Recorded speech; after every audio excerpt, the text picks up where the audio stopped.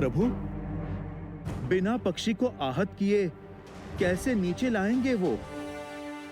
ये तो नन्हे बालक जान पड़ते हैं। इतनी बुद्धि, इतना विवेक होगा उनमें? प्रभु, कहीं प्रयास में ही पक्षी आहत हो गया तो? एक विशेष सूचना, इस पक्षी को नीचे लाने के लिए कोई भी इसे आहत नहीं कर सकता।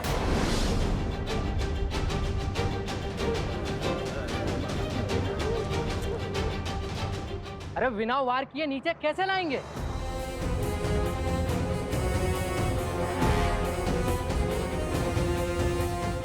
हमें कौन से पक्षी की भाषा आती है जो उन्हें बहला फुसला के नीचे ले आएंगे? हम सब साथ में बाण मार कर भी उसे नीचे नहीं ला पाएंगे। असंभव है प्रतिस्पर्धा पूरी करना। महाराजा जनक हमारा अपमान करना चाहते हैं,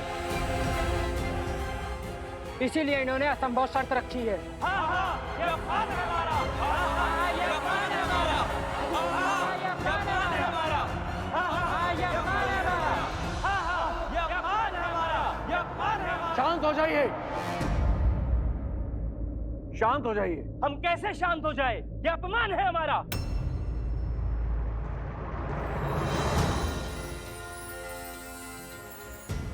जय श्री राम। भैया, वो देखिए, हनुमान जी, हनुमान जी। जय हनुमान, जय बजरंगबली। धन्य हो गए हम। पहले प्रभु श्री राम और अब हनुमान जी के भी दर्शन हो गए हमें। ऊपर माता सीता के दर्शन हो जाए। राम नाम से सागर में पत्थर तैर गए महाशय। और आप कहते हैं बिना मारे पक्षी को नीचे लाना असंभव है? प्रतियोगिता का नियम है तो उसे पूरा करने वाला भी होगा। अन्यथा हार मान के अपने ध्वज को लज्जित करके आप चले जाइए यहां से।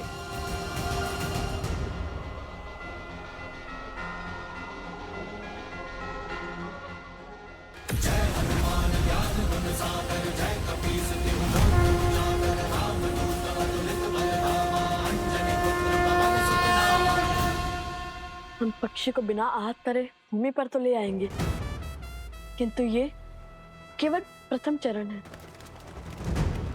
और हमारे इस कार्य से महाराज जनक को भी ज्ञात हो जाएगा कि हम प्रतियोगिता क्षेत्र में आ चुके हैं। हाँ, उनके जान जाने में कोई समस्या नहीं है। समस्या तो प्रतियोगिता में भाग लेने से पहले उनसे मिलने में है। नहीं कुश, अभी प्रतियोगिता के कई चरण शेष हैं। यदि प्रतियोगिता पूर्ण होने से पहले प्रभु या महाराज जनक ने हमें पकड़ लिया तो माता के आदेश का उल्लंघन होगा। उन्होंने प्रतियोगिता पूर्ण होने से पहले महाराज जनक से ना मिलने का आदेश दिया था। तुम दोनों वहां स्पर्धा में भाग लेने के लिए जा रहे हो तो बाकी प्रतियोगियों से भिन्न नहीं रहना, क्योंकि यदि उन्हें ज्ञात हुआ कि तुम दोनों मिथिला नरेश को जानते हो तो बातें बनेंगी। अर्थात हर बार प्रतियोगिता जीतकर हमें अपना स्थान बदलना होगा जब तक प्रतियोगिता पूर्ण ना हो जाए। चलो पहले ये चरण तो जीत ले।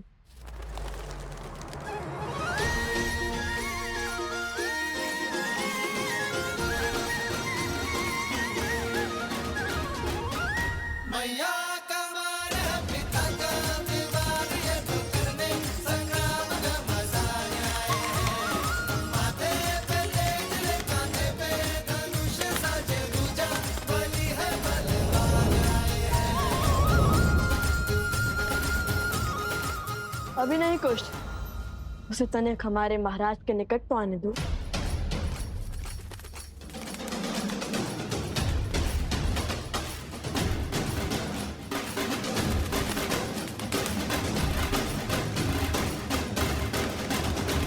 अब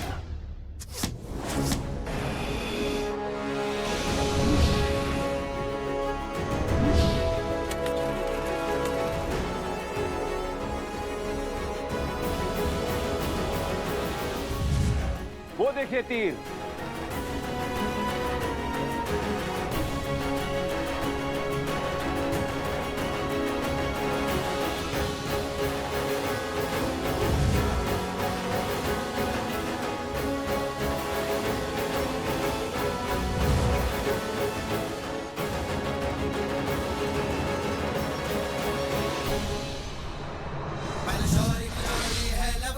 महावीर भी करते प्रणाम।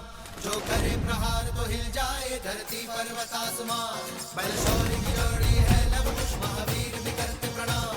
जो करे प्रहार तो हिल जाए धरती पर्वत आसमान। धनुष उठावे प्रत्यंचा जो करे बाण संधान। तो इनमें दिखे सीता का धीरज बल जैसे श्री राम। जाते राम की मर्यादा सीता का बलिदान। इनमें भक्ति में छोटे तो हनुमान आए। अद्भुत, वर्षों से ऐसी कला नहीं देखी मैंने। प्रभु, आपको प्रसन्न करने वाले ये धनुर्धर सामान्य नहीं हो सकते।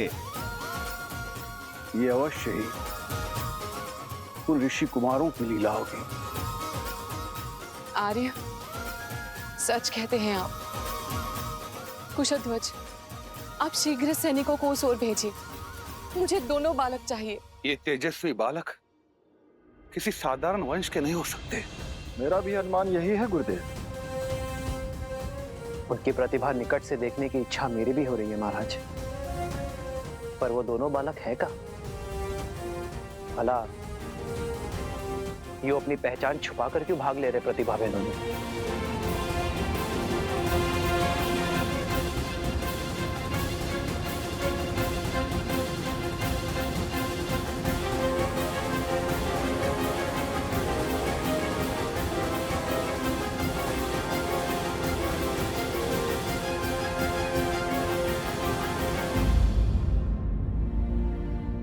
मुझे पूर्ण विश्वास है कि ये वही वीर बालक है, किंतु ये छुप छुप किस स्पर्धा में भाग क्यों ले रहे हैं? उन बालकों को खोजना चाहते हैं तो प्रतिस्पर्धा आगे बढ़ाइए महाराज।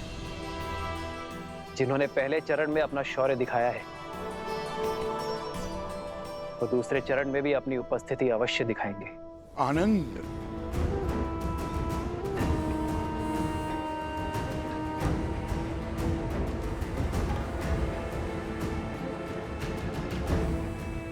कोई बात नहीं, अभी कुछ देर में तुम्हारे मित्र प्रतिस्पर्धा जीत जाएंगे और तुम उनका सत्य सबके सामने उजागर करोगे। फिर हम दोनों उत्सव मनाएंगे।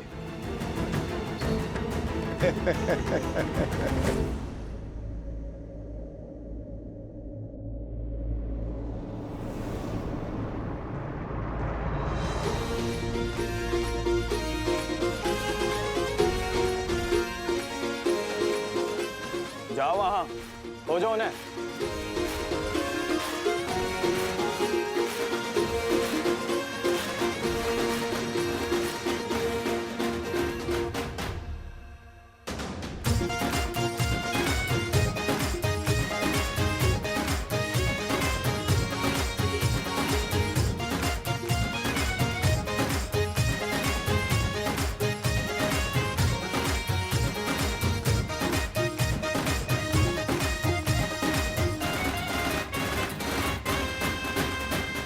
यदि माता के आदेश की बेड़ियां ना होती तो अब तक प्रभु श्री राम के आशीष पा चुके होते, कदाचित माता सीता के भी।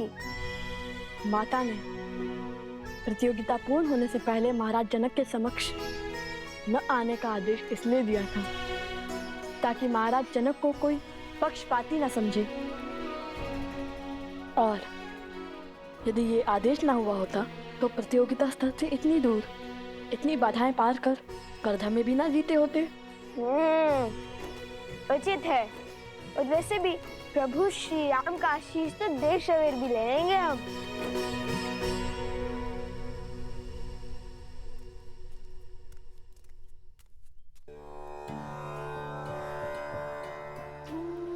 कितने सुंदर और अनोखे पुष्प हैं वन देवी। कहाँ से मिले? आश्रम के आसपास तो ऐसे पुष्प नहीं है। फाल्गु नदी से लौटते समय लवकुश लेकर आए थे। इतनी सुंदर और अद्वितीय माला बनाई, किंतु इतनी छोटी क्यों? ये मेरे आराध्य के लिए, जिनकी मूर्ति मैं सदा अपने साथ रखती हूँ। ये लवकुश भी ना जब सामने होते तो कोई ना कोई करतब कर मुझे चिंता में डाल देते हैं और जब सामने नहीं होते तो किसी अनिष्ट का भय मेरी चिंता का कारण बन जाता है। तो सोचती हूँ किसी न किसी कार्य में अपना मन लगा लो। आज भी न जाने कैसी चल रही होगी उनकी प्रतिस्पर्धा। कहीं माता उन्हें देखकर सत्य न जान गई हो। तो अब समय आ गया है इस प्रतियोगिता के दूसरे चरण का आरंभ करने का। देखते हैं इस चरण में कौन जीतता है, वो जो हमारे समक्ष है या वो जो गुप्त है, जिनके केवल बाण ही हमारे समक्ष है। श्री राम, लव कुश की प्रतिभा को देखते हुए ऐसा प्रतीत हो रहा है कि इस प्रतियोगिता के स्तर को बढ़ाना होगा। आपके क्या विचार है?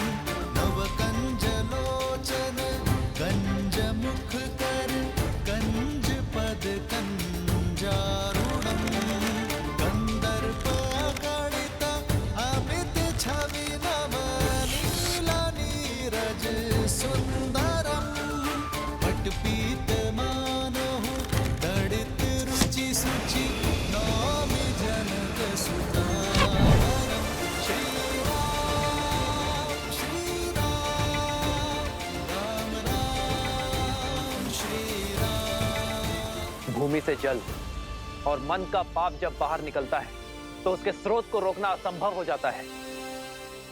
आज जो धनुर्धारी इस जल के स्रोत को रोक पाएगा वही वास्तव में महान कहलाएगा और इस चरण का विजेता भी।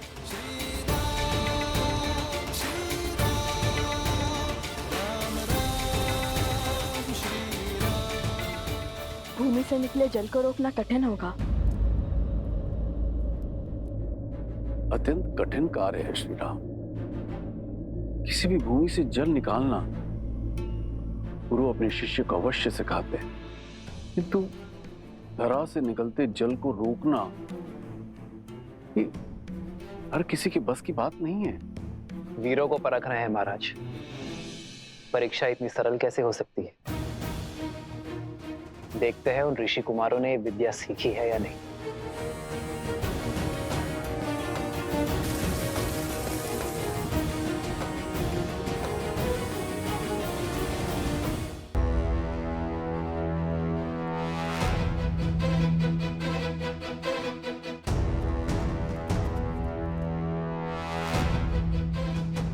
भैया, बिना माटी कंकड़ के इस धरती से निकलते जल को कैसे बंद करेंगे? असंभव।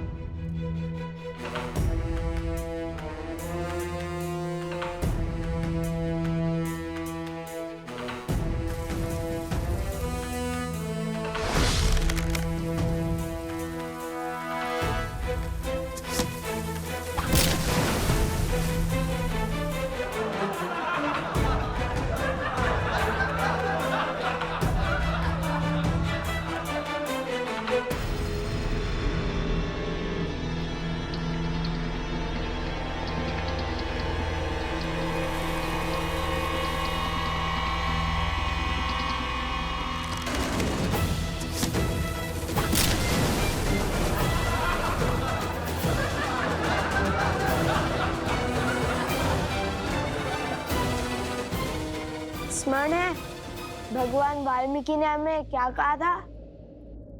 ईश्वर कोई कठिनाई ऐसे ही नहीं देता, इसका हल संभव ना हो। अर्थात हमें समस्या पर नहीं, उनके शब्दों पर ध्यान देना चाहिए। श्री राम की दी हुई चुनौती को ठीक से समझना चाहिए।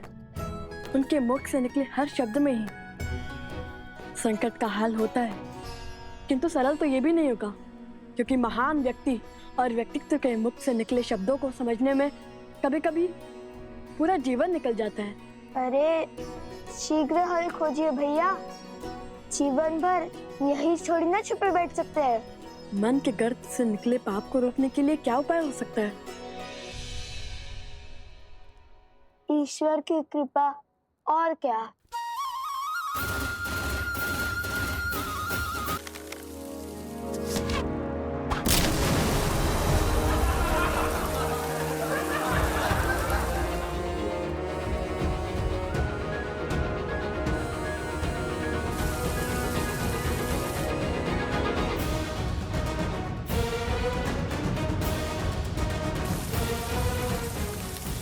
लो, मिल गया उपाय।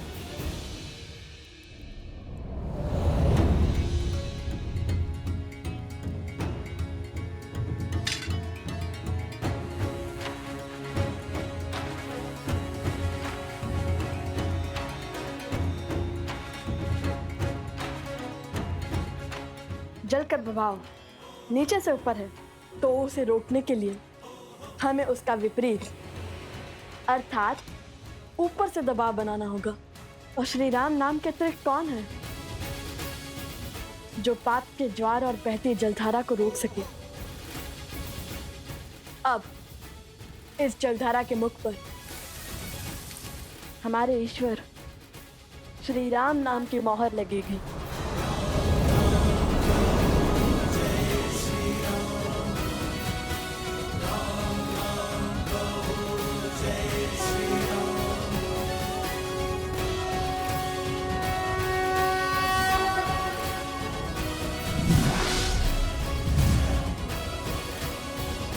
आज जो धनुर्धारी इस जल के स्रोत को रोक पाएगा वही वास्तव में महान कहलाएगा,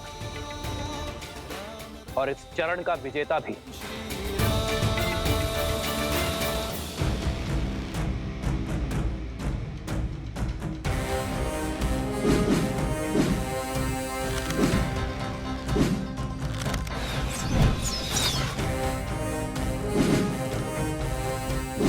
अरे वो रहे ऋषि कुमारों।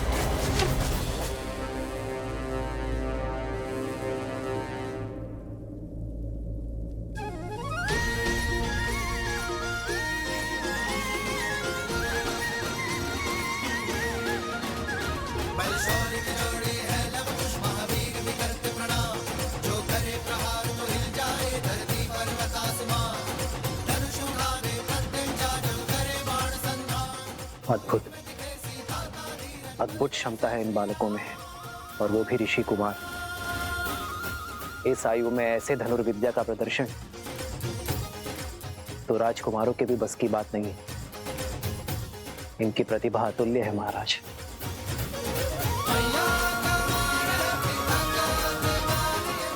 अरे रुको,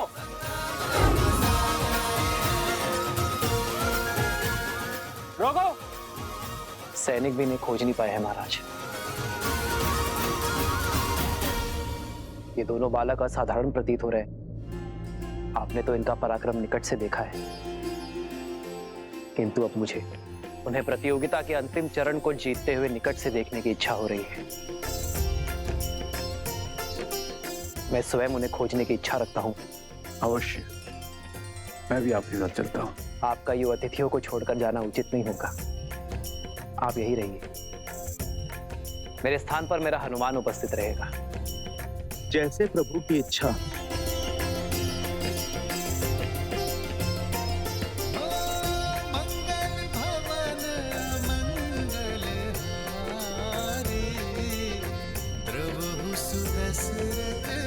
वज्र विहार